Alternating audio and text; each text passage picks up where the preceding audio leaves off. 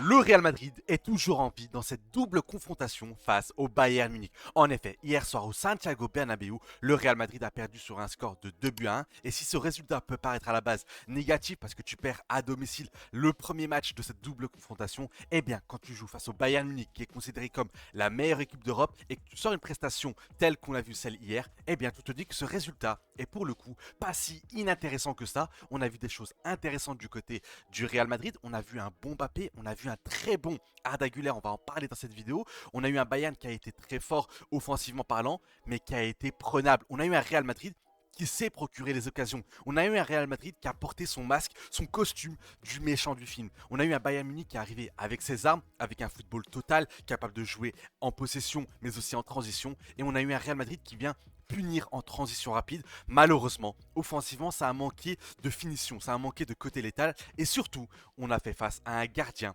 légendaire, Manuel Neuer. On a l'habitude d'écœurer les adversaires avec notre Thibaut Courtois. Et hier, on s'est fait écœurer par Manuel Neuer qui a été tout simplement l'homme du match. C'est dire à quel point ce Real Madrid, oui, face à la meilleure équipe du monde, a réussi à exister et à garder de l'espoir pour le match retour parce que oui, le Real Madrid est toujours en vie après ce match aller et tout est à faire du côté de l'Allianz Arena mercredi prochain, le 15 avril. Et aujourd'hui, on se retrouve pour parler des 5 choses à retenir de cette double rencontre, ou plutôt de ce match aller justement, de cette double rencontre face au Bayern Munich. On va parler de Kylian Mbappé qui a été très intéressant, unique buteur côté Real Madrid. On va parler du meilleur Madrilène du soir, hier soir, selon moi, Arda Güler qui a été très très bon, l'entrée de Bellingham qui est remplie d'espoir comme justement ce match-là. On va parler de la défense qui n'a pas été bonne, de l'animation d'Alvaro Arbeloa qui semble avoir trouvé justement son schéma pour la Ligue des Champions quand tu joues une grosse équipe. Bref, on va discuter de cette rencontre tranquillement et avant d'entrer dans le vif du sujet, je voulais vous inviter évidemment à liker la vidéo si ce n'est pas déjà fait. L'objectif, les 500 pouces bleus, n'hésitez pas à me régaler, je sais que vous en êtes capable. N'hésitez pas à booster la vidéo si vous êtes sur tablette ou smartphone, à me dire en commentaire qu'est-ce que vous avez pensé justement de ce match entre le Real Madrid et le Bayern? Est-ce que vous voyez le verre à moitié plein ou à moitié vide? Est-ce que pour vous c'est une grosse défaite? Et enfin, vous abonner si ce n'est pas déjà fait en mettant la cloche de notification. L'objectif c'est les 20 000 abonnés, on s'en rapproche tout doucement et je sais qu'on va y arriver. Commençons avec le premier point à retenir de cette rencontre, c'est que le Real Madrid est en vie. Oui, hier le Real Madrid a sorti une prestation que pour le coup j'ai aimé parce qu'on est une équipe du Real Madrid bien moins forte que le Bayern Munich. On a été face à un Bayern Munich qui vit peut-être l'une de ses meilleures saisons all-time de son histoire du Bayern Munich. Une équipe qui marque constamment, une équipe qui va remplir, qui va réussir à marquer le plus de buts dans une saison de Bundesliga. On a un Bayern de compagnie qui est très très fort avec des joueurs qui ont été hier, qui ont été complètement présents. On a eu un Harry Kane qui a été létal sur une seule occasion, un but. On a eu un Michael Olise qui a tout simplement laminé Alvaro Carreras. On a une équipe du Bayern qui est très compacte, qui est solide, qui est capable de jouer en possession, en transition rapide. Et pourtant, ce Real Madrid-là, malade, ce Real Madrid-là qui en janvier ont donné pas cher de leur peau, même face à Benfica, eh bien ils ont réussi à tenir tête et à se procurer énormément d'occasions, à tirer autant que le Bayern. En termes de tir cadré, il me semble que ça se vaut aussi. On a eu 50% de possession de la balle. Donc oui, hier, le Real Madrid a existé et a pu maintenir le suspense pour le match retour parce que tu perds que d'un but. La mission face au Bayern à l'Allianz Arena s'annonce compliquée, mais tu as de l'espoir. Tu as de l'espoir parce que tu as des joueurs comme Mbappé et Vinicius qui peuvent pas faire un pire match dans le sens où, en termes de finition, ces deux joueurs aujourd'hui ont été écœurés par Manuel Neuer. On a eu un Alvaro Arbeloa qui a pour le coup bien travaillé sa tactique. Parce qu'on est sur une tactique simple, mais qui rappelle celle de 2024. Un Real Madrid qui va bien défendre collectivement, en groupe équipe, parce que oui, l'une des choses à retenir de cette rencontre face au Bayern, c'est que ce Real Madrid a défendu en équipe. Mbappé a fait les efforts, Vini a fait les efforts, Mbappé a même fait des replis défensifs jusqu'à même dans la surface de Loulin. C'est dire à quel point il a pris ce match au sérieux et on en parlera plus tard de Kylian Mbappé qui a réalisé pour le coup une belle rencontre, un match de patron, de leader. Donc oui, ce Real Madrid a su souffrir et surtout en deuxième mi-temps a su réellement exister, a su même dominer le Bayern Munich sur les 30 dernières minutes où, deuxième mi-temps, rien qu'avec Vinicius et Mbappé, on a réussi à tirer 8 fois au but. C'est dire à quel point ce Real Madrid a eu les spots, a eu les opportunités, a eu les occasions. Si on avait fait un match où pour le coup on n'avait presque aucune occasion pour nous, je t'aurais dit ok, domination totale, on a eu un Bayern maladroit et on peut rien faire. Sauf que là, on a eu un Real Madrid qui a su se procurer des occasions, qui a su utiliser forcément ses forces, c'est-à-dire les transitions rapides, une récupération, hop, il n'y avait pas de passe supplémentaire, d'extra passe ou quoi, c'était une passe vers Vini, vers Mbappé, transition rapide et essayer d'aller piquer directement dans le dos de la défense bavaroise qui était vraiment haute et pour le coup, Alvaro Arbeloa a bien analysé le match, a bien fixé les points faibles de ce Bayern, c'est que dans le dos de la défense, c'est souvent compliqué. On a eu l'action, le 1 contre 1 de Vinicius Junior qui aurait dû s'appliquer, qui aurait pu faire mieux que justement se rater face à Manuel Neuer. On a eu Mbappé qui a pris la profondeur.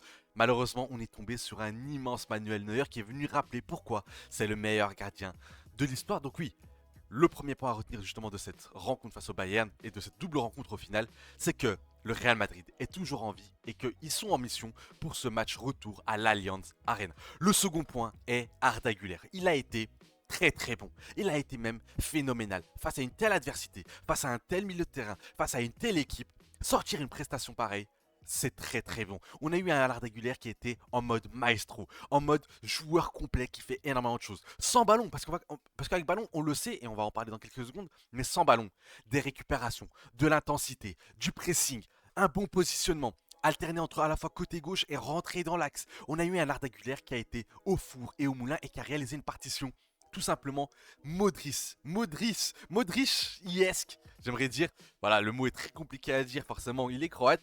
On a eu un Modric, on a eu un Toni Kroos dans la passe, les passes en profondeur, notamment grâce à Kylian Mbappé qui prenait cette profondeur. Forcément, quand on a un Kylian Mbappé qui prend la profondeur, ça aide l'équipe à avancer. Encore une fois, on parlera du capitaine des Bleus dans quelques secondes.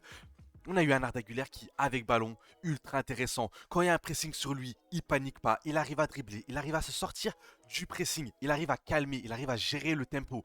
Une fois il accélère, une fois il ralentit. Sa qualité de passe est tout simplement très bonne.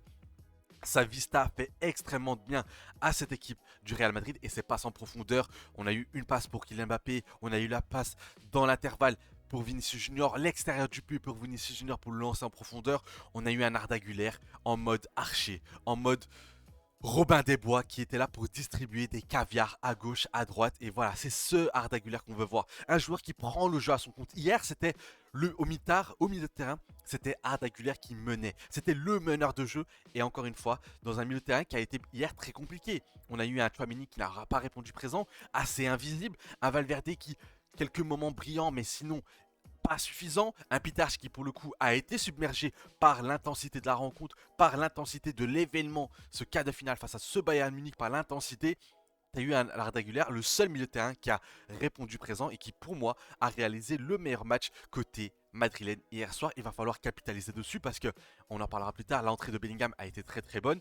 Mais pour le coup, hier on a vu que on pouvait jouer avec à la fois Güler et à la fois Bellingham. Bellingham dans un rôle entre guillemets plus Thiago Pitard, c'est-à-dire plus de numéro 8 qui va pouvoir se projeter et Arda Güler qui va s'occuper vraiment de la transition. Ses contrôles de balle, ils font extrêmement plaisir à Arda Güler. En fait, quand il a le ballon, tu paniques pas et lui ne panique pas et ça fait extrêmement bien et ça permet d'aérer le jeu. C'est un joueur qui va vraiment aérer le jeu du Real Madrid, qui va permettre de pouvoir respirer un petit peu face au pressing énorme de la part des Bavarois. Donc ouais, Arda Güler, j'ai vraiment apprécié sa prestation et pour le coup, il a enchaîné avec City, il a enchaîné avec Atlético et maintenant le Bayern Munich. Il commence à répondre présent, il commence à monter de niveau réellement d'un cran et il commence à devenir le joueur qu'on a besoin au Real Madrid et qui devait être et dont il avait le potentiel. Et il peut faire encore plus de choses, hein.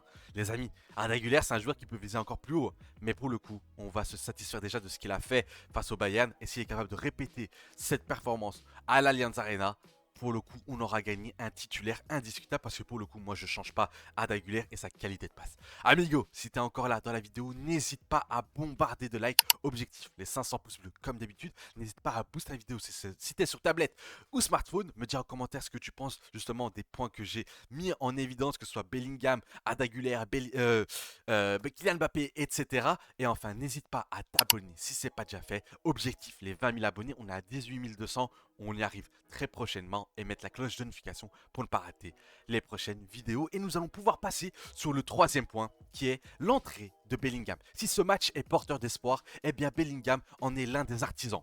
Moi j'avais peur de Bellingham. J'avais peur que son entrée soit trop lourde, qu'il ralentisse le jeu comme on l'a connu cette saison malheureusement, qu'il soit vraiment trop lent, que sa projection qui touche trop de ballons, trop de touchés de balles.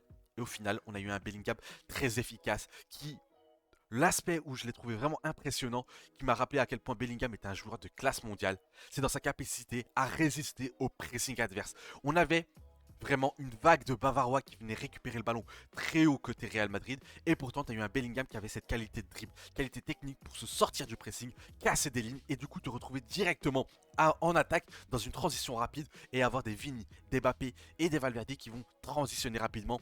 Et c'est là que Bellingham a fait extrêmement du bien à cette équipe du Real Madrid. Dans l'aspect physique, tu sens que c'est un joueur qui va bouger les autres, qui va être compliqué à faire bouger. Qualité de passe intéressante, combinaison. J'ai trouvé aussi dans l'intelligence de jeu très intéressant dans où mettre la passe, quel joueur trouver ou ne pas trouver, quand faire la passe ou pas, quand dribbler ou ne pas dribbler.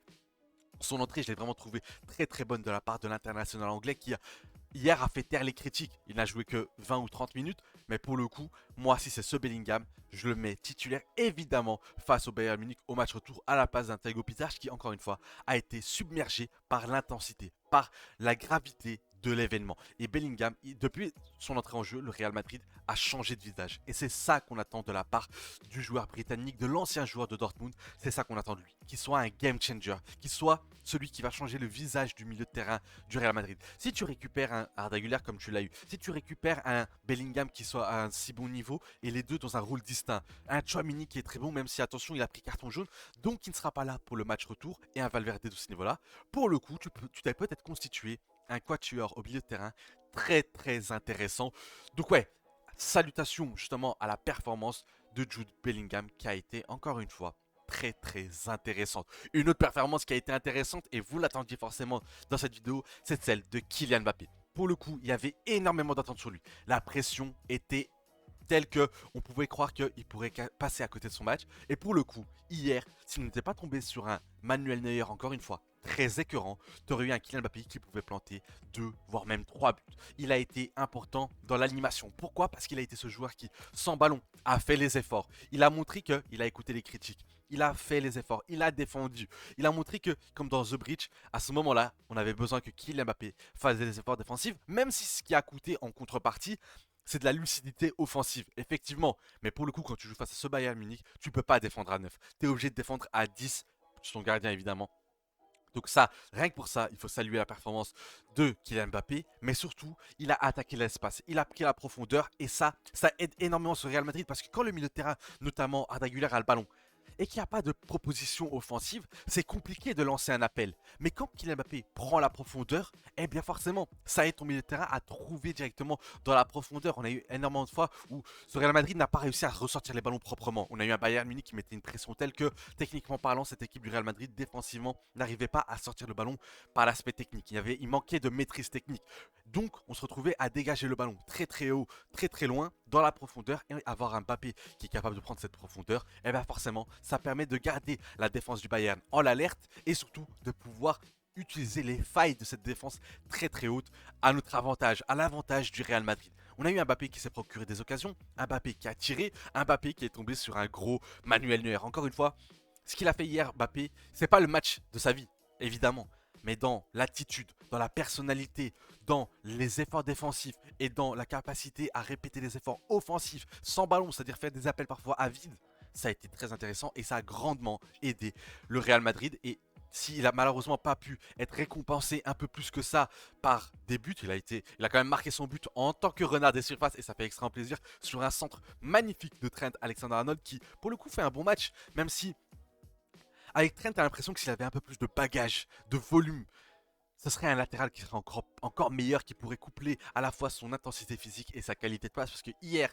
la passe en profondeur digne de Kevin De Bruyne pour justement Kylian Mbappé a été très très forte. Donc ouais, Mbappé, il a marqué son but, il aurait pu marquer un deuxième, il aurait pu marquer un troisième. Et malheureusement, il est tombé sur un grand Manuel Neuer, 40 ans, et pourtant il sort encore des prestations de la sorte. C'est dire à quel point ce gardien est écœurant tout simplement. Donc ouais, salutations encore une fois à la performance de Kylian Mbappé qui pour le coup a été dans le sens du jeu, contrairement à Vinicius Junior qui, alors je serais pas aussi dur justement que ce que j'ai vu sur les réseaux sociaux.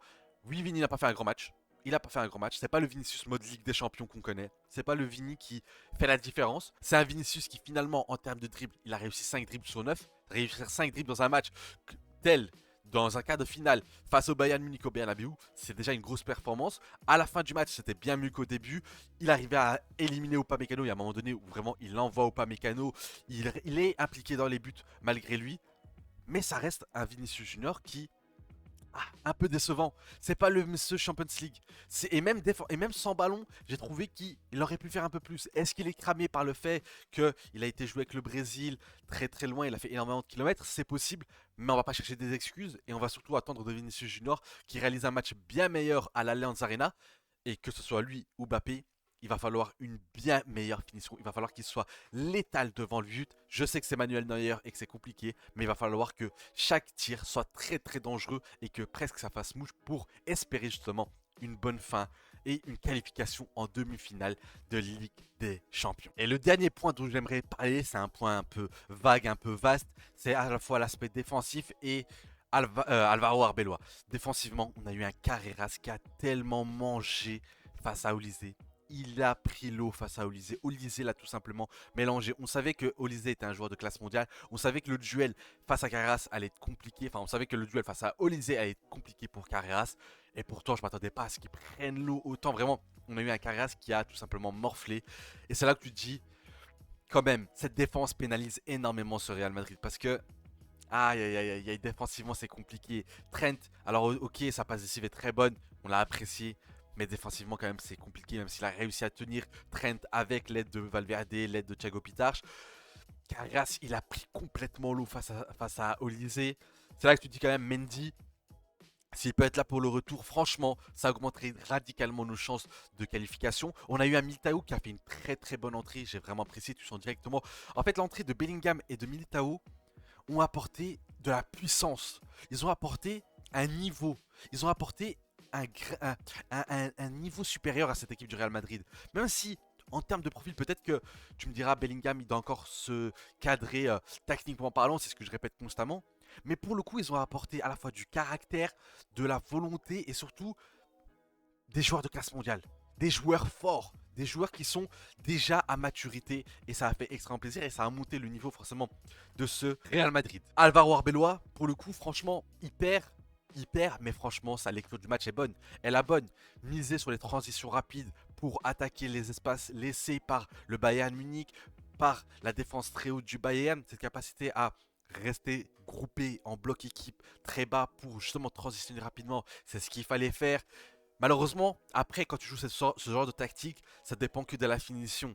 Si on arrive à finir des occasions, si hier on est un peu plus adroit devant le but, si hier on tombe pas sur Manuel Neuer Prime, peut-être qu'on finit le match à 2-2, même on le gagne. C'est dire à quel point, encore une fois, ce Real Madrid n'a pas été inexistant. Et pour le coup, si en janvier on m'avait dit ça, j'y aurais pas cru parce que ce Bayern Munich est très très fort. Ce Bayern Munich est très très fort. Eux aussi ont beaucoup raté, on va pas se mentir. Eux aussi se sont beaucoup loupés devant le but. Ils auraient pu marquer 3-4 buts, pas en plus, mais au total. Donc ouais, pour le coup, chapeau à Arbeloa qui est quand même bonne lecture de la rencontre. Je commence à vraiment me dire que Arbeloa, s'il n'y a pas un meilleur entraîneur cet été, style Jürgen Klopp, je vois pas pourquoi on changerait d'entraîneur. Faudrait lui laisser les clés du camion parce que pour le coup, ce qu'il est en train de faire, entre récupérer Bellingham, récupérer Goulet, récupérer Vinicius Junior, récupérer Valverde, entre l'aspect tactique aussi où il arrive à trouver des choses intéressantes, on est sur quelqu'un qui commence à faire des choses très très intéressantes et qui, franchement, on ne devrait pas lui inculper la disqualification face au Bayern Munich s'il y a disqualification. Maintenant, pour le match prochain, pour le match retour, je vais pas vous mentir, j'ai beaucoup d'espoir. J'y crois. J'y crois parce que hier, le visage du Real Madrid était intéressant. Alors oui, encore une fois, oui, je sais, on a été en dessous du Bayern. Mais c'est normal. On est une équipe qui est en dessous du Bayern Munich. On est sur un Bayern Munich qui, eux, réalisent encore une fois, faut que je le répète, l'une de leurs meilleures saisons all-time. Que ce soit en Ligue des Champions ou en championnat. Une équipe qui, c'est une machine à but, qui sont très très forts, des joueurs de classe mondiale, des joueurs à leur prime. Et tu tombes face à un Real Madrid en reconstruction qui a galéré, qui était sur une sorte de football moribond, qui arrive à te faire ça. Moi, je pense que pour le coup, c'est bien payé. Et je pense que pour le coup, il y a de l'espoir au match retour. Si l'équipe joue pareil, si l'équipe se cravache, souffre ensemble, accepte de souffrir, accepte de... Ok, on va prendre des attaques du Bayern, mais on est capable de répondre. S'ils sont en mode football champagne et que pour le coup la finition est en rendez-vous, on peut espérer de belles choses pour ce Real Madrid Bayern Munich. Les amis, la vidéo touche à sa fin, j'ai très hâte de vous lire en commentaire, n'hésitez pas, c'est super important, et vous le savez pour l'algorithme ça fait aussi extrêmement plaisir, n'hésitez pas à liker la vidéo si ce n'est pas déjà fait, l'objectif c'est les 500 pouces bleus, boostez la vidéo si vous êtes sur tablette ou smartphone, vous abonner si ce n'est pas déjà fait, objectif les 20 000 abonnés, on est à 18 200. Il faut qu'on continue et mettre la cloche de notification pour ne pas rater les prochaines vidéos parce que je pense qu'on va encore parler de ce match-là demain. On va pouvoir aussi parler de mon 11 idéal pour ce Real Madrid qui va affronter le Bayern au match retour avec quelques changements. Bref, je vous tiens au courant, n'hésitez pas à mettre les notifications. Je vous dis à très vite, c'était Ous et un avis noyé dans la mer.